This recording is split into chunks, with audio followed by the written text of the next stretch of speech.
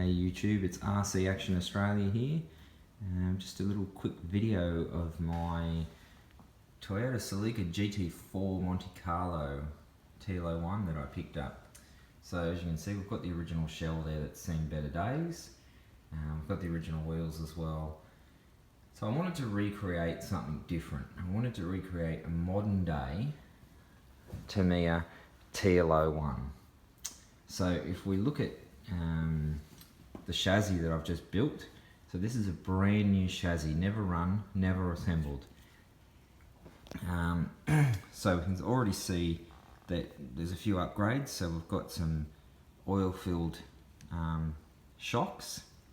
We've got our adjustable steering rods, and I'm still waiting on some new kingpin screws for the top, and the quick release battery holder.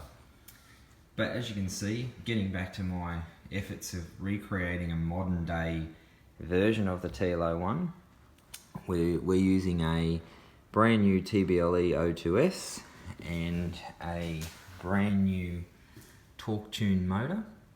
As I said, I've taken the rear bumper off and got a TL01B rear bumper holder there.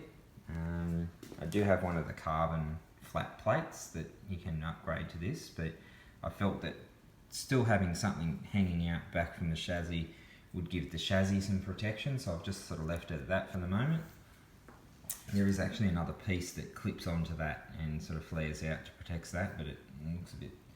At the moment I'm just going to leave it like that. Obviously we've got full ball bearings, and this is the updated version of the TL01 where the chassis actually has a big access point for the servo to make it the ease of changing and replacing servos.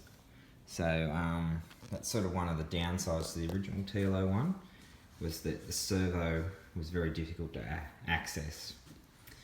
And sort of keeping with sort of updated versions of the build here, we've got a high-speed gear set. As I said before, everything's fully ball raced, and we're running a 23 tooth pinion. So this car should perform quite well. I've got another one of these with a hobby wing, a normal 27 turn motor, and a high-speed gear set with a 21 tooth. There's no overheating issues, and it's a pretty quick little setup. So I'm actually quite impressed on how this is going to perform. We've got a new sort of Fly Sky radio setup. We've got a digital Absima racing servo there.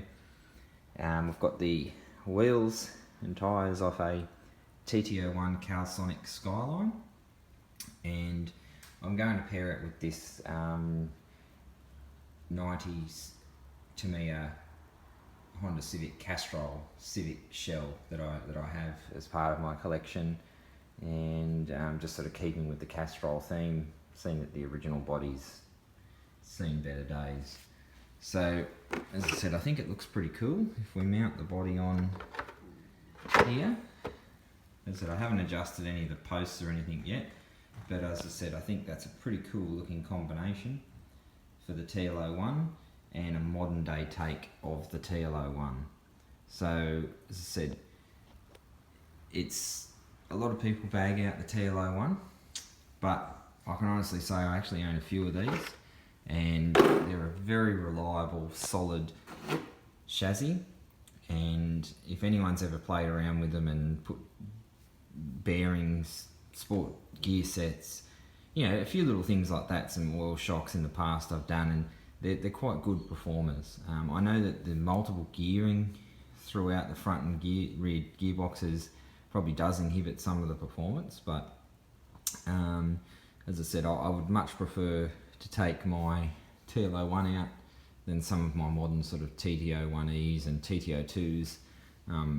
Yeah, as I said, I've had a lot less problems with the old TL01 than I have had with some of the modern day chassis. So be interesting to see how this goes. We're just waiting on a few parts to get it actually up and running.